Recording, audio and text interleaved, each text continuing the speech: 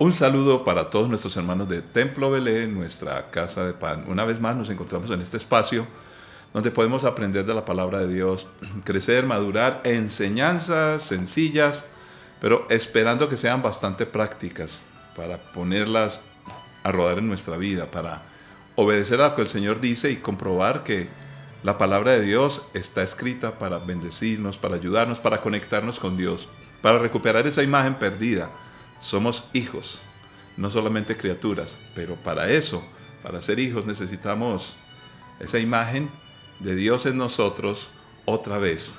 Y todo por la obra de Cristo Jesús. Padre Santo, te damos gracias por este tiempo en el cual nos permites aprender, reunirnos a través de estos medios virtuales, Señor, esperando siempre crecer en la fe, bendecir a otros y por encima de todo glorificarte y amarte a ti. Porque tú eres el Rey, Señor. En ti ponemos las esperanzas, no en los hombres, no en los políticos, no en religiones, no en la economía, no en el dinero, no en el éxito humano, Señor. Sencillamente creemos que tú eres Dios, Rey de Reyes, Señor de Señores, y por tu Hijo Jesucristo nosotros hemos llegado a ti. Tu Santo Espíritu nos acompaña, nos has dejado tu palabra y también a otros creyentes con los cuales nos reunimos, compartimos y nos desafiamos. En Cristo Jesús te damos gracias, oh Dios. Amén. Hay un saludo muy bonito, bueno, una expresión más bien de nuestros amigos, hermanos costarricenses. Pura vida, pura vida, pura vida, pura vida. Podríamos decir de la pureza de la vida, o podríamos decir, la vida pura, hay que vivirla. La vida pura es dura, pero también puede ser segura. No podemos tener miedo a vivir. Me preocupa mucho los problemas de salud mental que hoy el mundo está enfrentando. La gente no quiere vivir. Personas con un éxito humano, por lo menos imaginado o visible de acuerdo a los estándares humanos, pues terminan quitándose la vida. ¿Qué está sucediendo? ¿Qué está pasando? Cuando también nos encontramos con noticias terribles como la de este terremoto que todavía nos embarga el corazón, y ya una gran cantidad de miles de muertos, más de 4,000. Y decimos, ¿por qué pasan estas cosas? ¿Qué es lo que sucede? Algunos religiosos empiezan a decir, eso es porque hacían brujería. Bueno, si fuera por la brujería que hace el mundo, si fuera por el pecado que hace el mundo, si fuera por la maldad que hay en el mundo, pues entonces ningún país sobre la tierra estaría libre. Ahora, reconocemos, eso sí, que la brujería, el mal comportamiento, el odio, el resentimiento, el deseo de control, de poder, siempre trae consecuencias. Definitivamente siempre el pecado trae consecuencias. No evadimos eso. Pero también entendemos que en todo esto hay un Dios maravilloso quien nos quiere dar una oportunidad. Vamos a ir a una historia bastante conocida. En el libro de Génesis, el capítulo 45. Y vamos a leer y vamos a permitir que la palabra de Dios nos hable y nos muestre en esas historias que nos podamos identificar con ellas, con los personajes y nosotros tomar decisiones. Dice así la Escritura. José ya no pudo contenerse. Había mucha gente en la sala y él les dijo a sus asistentes, salgan todos de aquí. Así que estuvo a solas con sus hermanos en el momento de decirles quién era. Entonces perdió el control y se echó a llorar. Lloraba con tanta fuerza que los egipcios podían oírlo y la noticia pronto llegó hasta el palacio del faraón. «Soy José», dijo a sus hermanos. «¿Vive mi padre todavía?» Pero sus hermanos se quedaron mudos. Estaban atónitos al darse cuenta de que tenían a José frente a ellos. «Por favor, acérquense», les dijo. Entonces ellos se acercaron y él volvió a decirles, «Soy José, su hermano, a quien ustedes vendieron como esclavo en Egipto. Pero no se inquieten ni se enojen con ustedes mismos por haberme vendido. Fue Dios quien me envió a este lugar antes que ustedes, a fin de preservarles la vida. El hambre que ha azotado la tierra estos 2 años durará otros 5 años más y no habrá ni siembra ni siega. Dios me hizo llegar antes que ustedes para salvarle la vida a ustedes y a sus familias y preservar la vida de muchos más. Por lo tanto, fue Dios quien me envió a este lugar y no ustedes. Y fue Él quien me hizo consejero del faraón, administrador de todo su palacio y gobernador de todo Egipto. Padre, es tu palabra que como siempre con suma urgencia necesitamos. Guíanos y ayúdanos, Señor. la entendemos y la comprendemos. De hecho, tantas naciones en la tierra, sí, los egipcios necesitan, ¿no? Y Egipto necesita escuchar de Jesucristo. Señor, ¿cuántos otros pueblos de esas regiones lejanas donde están pasando por penurias, dificultades, necesitan escuchar el socorro que viene de parte tuya, Dios, para que puedan vivir? Porque no solamente hay hambre física, hay guerras, también hay hambre espiritual, hay problemas emocionales. Cada cultura necesita de ti. Por eso enviamos obreros para que el Evangelio sea predicado. Y por eso te pedimos que a nosotros, los que vivimos acá en Colombia, nos ayudes para estar sanos, Señor, porque la vida pura también es dura, pero también puede ser segura en Cristo Jesús. Amén.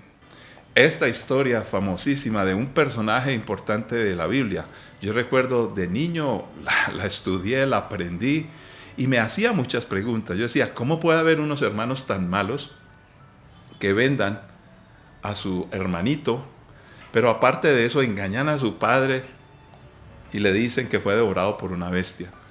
Entonces, en mi inocencia, diría yo, en mi manera de pensar de niño, decía, no, pues todo lo que les pasó se lo merecían. Pero luego me confrontaba, pero lo que le pasó a un pobre muchacho que fue vendido por sus hermanos, al padre que engañaron, y este muchacho, todo lo que pasó, Señor, eso es muy duro. ¿Por qué pasan estas cosas?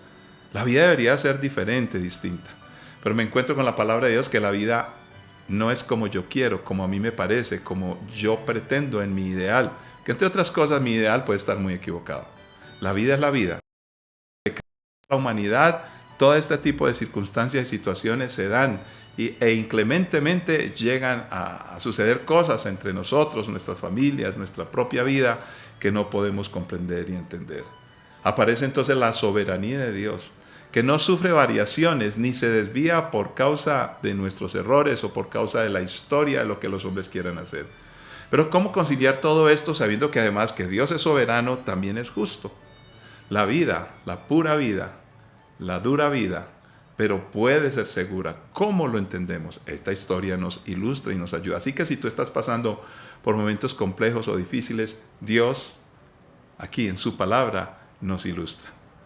Aparecen nuestros sucesos como le pasaba a José. Me imagino yo en la cárcel a José pensando, pero todo lo que me ha pasado, porque me ha pasado esto, lo uno y lo otro, y tal vez a ti y a mí nos han sucedido cosas terribles, difíciles. Pero también hay que reconocer que hay cosas buenas que han pasado. Por ejemplo, el mismo José tuvo cosas muy buenas. Llegó a tener unos momentos de gloria donde estaba arriba. De hecho, la historia termina poniendo a José muy arriba. Y antes también llegó a tener unas oportunidades brillantes. Pero hubo momentos malos. Ahora, menos mal que en la vida de José los errores propios parecieran que fueran pocos. De todas maneras, emocionalmente, ante todo lo que pasó con su familia, sus hermanos, y encontrarse con ellos en las condiciones en que se encontró, que ellos no conocían, estaban muriendo de hambre, él estaba como un poderoso, y aprender a tener control y dominio propio no era fácil. De hecho, muchas veces engañó en esta última parte de la historia a sus hermanos diciéndoles que mire, ustedes me están robando, tienen que ir a traer a su hermanito, que dónde está su papá, todo este tipo de cosas que conocemos en la historia. Si quiere tener más detalles, léase los capítulos anteriores, una muy buena historia. Sin embargo, también aparecen errores y cosas malas o sucesos que acontecen por causa de terceros. Y esto es algo que también nosotros tenemos que entender. La vida es así, hay terceros. No podemos controlar lo que hacen los terceros. La vida sigue siendo vulnerable. Y con esta historia entonces nosotros nos identificamos. Ahora, pero hemos de empezar a mirar también en la vida de José que había unos asuntos que le incumbían a él. O sea, su comportamiento en medio de la altura, arriba, cuando estaba posicionado, o cuando estaba abajo y estaba siendo perseguido, siempre mantuvo una línea. En otras palabras, tenía dominio propio, control, y mantenía unos parámetros correctos. ¿Por qué? Porque temía a Dios. Entonces, la pregunta es, ¿camino yo o no con Dios? José caminó con Dios, independientemente de cómo le iba yendo en el camino de la vida. Obedecía.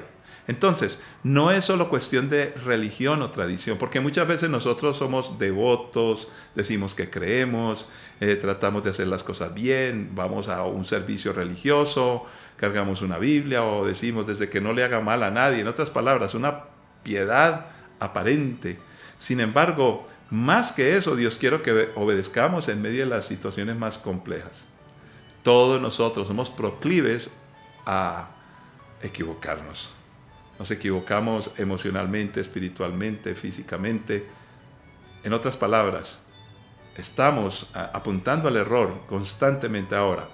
Hay errores que tienen que ver por la falta de inexperiencia, pero hay otros que tienen que ver con lo moral y con el deber ser. Todos nosotros podemos, además de enfrentar esa realidad, acudir a Dios como lo hizo José. Porque en Dios aparece la provisión y la instrucción. Dios siempre tuvo un momento, una circunstancia, una situación y también tuvo instrucción para bendecir a José en medio de esa vida pura, de esa vida dura, pero había una provisión para poderla vivir realmente sin ningún problema, una vida segura. Entonces no hay excusa, podemos caminar y vivir como Dios desea que lo hagamos. Ahora, para ir entendiendo y aplicando a nosotros, el caminar con Dios en medio de una soberanía, el caminar con Dios en medio de un propósito que tiene con nosotros, el caminar con Dios en medio de mi capacidad dada y entregada por Dios para tomar decisiones, pues tiene unas profundas y fuertes implicaciones. Unas implicaciones personales que tienen que ver con cómo me desenvuelvo yo. Le pasó también a José. Y te va a pasar a ti, me va a pasar a mí, nos está pasando a todos. Personalmente hemos de tener unos criterios claros en la vida. No podemos estar esperando que los demás nos guíen, nos orienten a hacer lo correcto. Eso debería estar en nosotros. Ojo, estoy hablando de nuestra responsabilidad. Yo, dentro de mi responsabilidad, puedo buscar ayuda, pero voy a buscar ayuda en personas que me confronten, no en personas que se identifiquen conmigo en lo malo que yo quiero hacer. Entonces hay implicaciones personales y todo lo que pase conmigo no solamente me afecta a mí, va a afectar a mi familia, mi esposa, o vienen los hijos, o los papás, o los hermanos, los tíos.